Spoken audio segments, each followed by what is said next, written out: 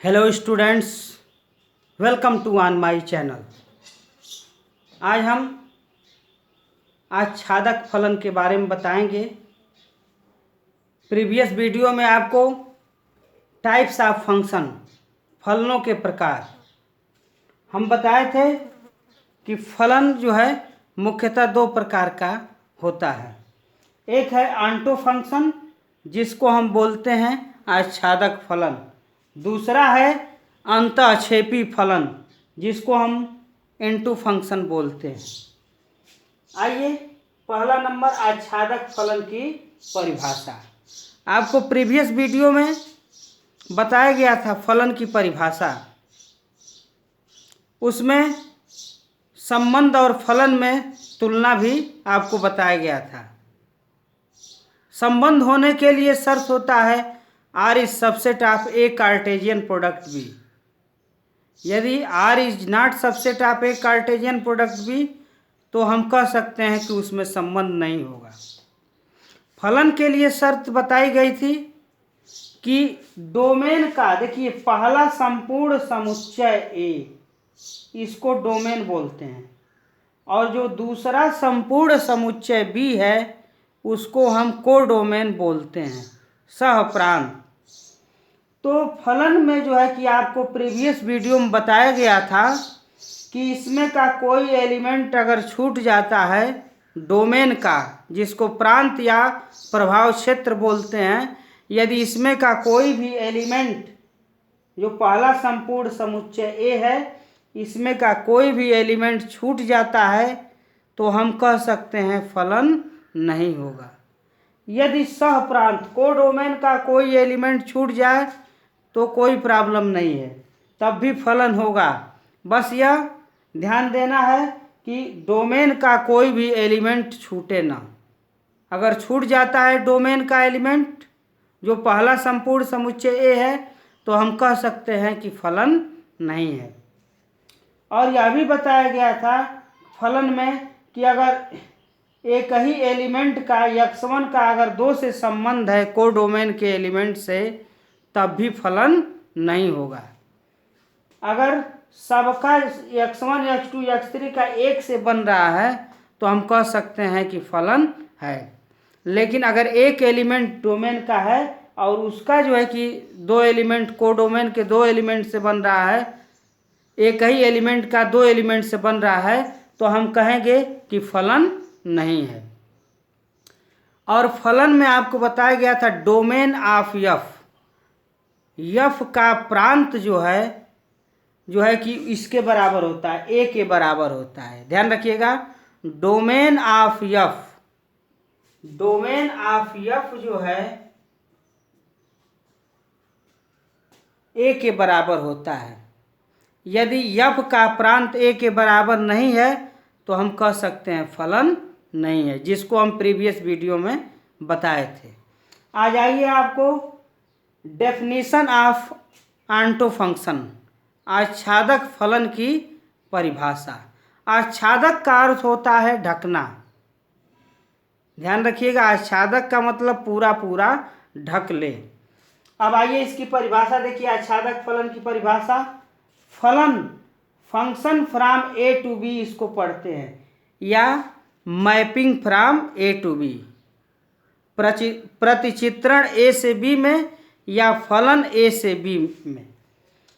फलन function from A to B आच्छादक फलन कहलाता है यदि सहप्रांत बी का प्रत्येक अवयव प्रांत ए के किसी न किसी अवयव का यफ प्रतिबिंब अवश्य हो। ध्यान से सुनिए, इसकी परिभाषा है फलन F function from A to B आच्छादक फलन कहलाता है। अब यहाँ से कंडीशन है, यदि सहप्रांत बी का प्रत्येक अवयव प्रांत ए के किसी न किसी अवयव का यफ प्रतिबिंब हो, अवश्य है। अब देखिए y1 का जो है, इसमें देख रहे हैं कि रिवर्स में जो है क्या है, x1 से है, y2 का x2 का, y3 का क्या है, x3 का है। मानो सहप्रांत, देखिए जो दूसरा संपूर्ण समुच्चय b है यह सहप्रांत है। इसका आप देख रहे हैं कि किसी न किसी अवयव से क्या है, जो सेट ए है, जो पहला संपूर्ण समुच्चय ए है, इसका जो है सभी एलिमेंट किसी न किसी एलिमेंट से क्या है, संबंधित हैं, जुड़े हुए हैं। तो हम कह सकते हैं यदि सप्रांत बी का प्रत्येक अवयव, जैसे y1 y2 y3 है, आप देख रहे हैं किसी न किसी से क्या है, यह जो है क्या है, जुड़े हुए हैं। माने इसका यह प्रतिबिंब जो है इसमें अवश्य बनेगा अगर सप्रांत का। जैसे अगर हम लिख दें y = f(x), यदि हम इसी को मान लें x बराबर और y1 y2 y3 को मान लें y, तो f ऑफ x = y, इसको बोलते हैं फंक्शन ऑफ x। इसका मतलब हुआ x का फलन क्या है, y के बराबर है। तो इसका f प्रतिबिंब जो है क्या हो रहा है, बन रहा है। तो अगर इसमें का कोई एलिमेंट छूट जाता है सप्रांत का, देखिए अभी आपको नेक्स्ट वीडियो में अंतःक्षेपी फलन बताएंगे। यदि सप्रांत का कोई एलिमेंट छूट जाएगा तो अंतःक्षेपी फलन हो जाएगा। आच्छादक में क्या है कि सप्रांत का कोई भी एलिमेंट क्या है, छूटता नहीं है।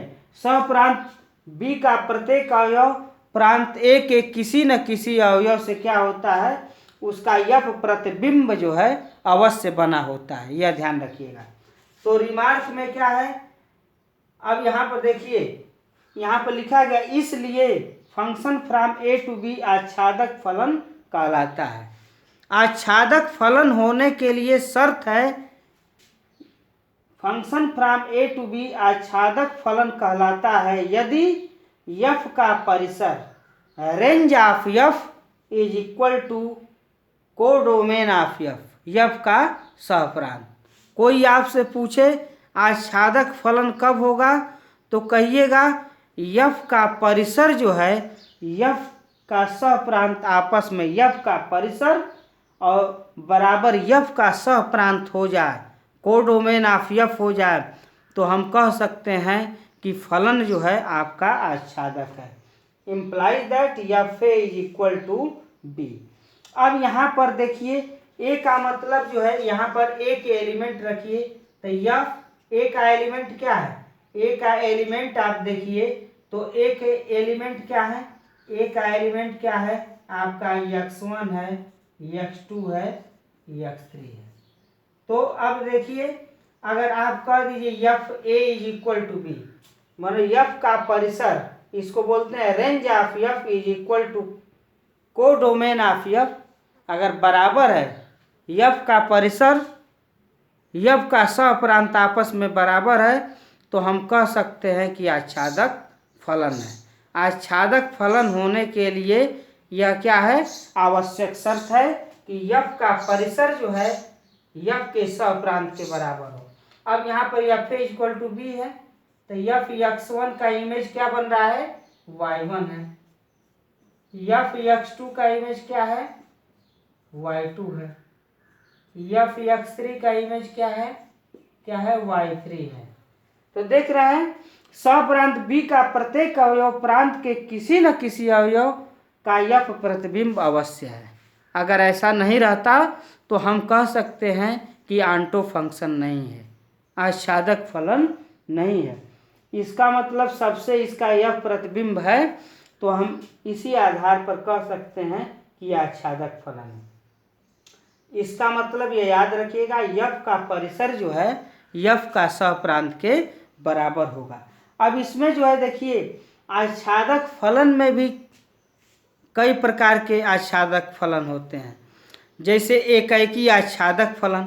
अब यह देख रहे हैं तो इसको हम कहेंगे एकैकी आच्छादक, एकैकी आच्छादक। एकैकी आच्छादक का मतलब एक का एक से संबंध है और सप्रांत का कोई भी एलिमेंट छूट नहीं रहा है। अगर कोई भी एलिमेंट सप्रांत का, कोडोमेन का कोई भी एलिमेंट नहीं छूटता है और एक का एक से संबंध हो, तो यह एकैकी फलन है, 1-1 फंक्शन है। अब देखिए यह भी आच्छादक है क्योंकि बहुतों का संबंध जो है एक से है, इसको अचर फलन भी कह सकते हैं। तो यह बहुएक आच्छादक है। यह भी क्या है, x1 का संबंध y1 से है, x2 का संबंध क्या है, y1 से है, और x3 का y2 से। इसमें भी बहुतों का संबंध एक से है।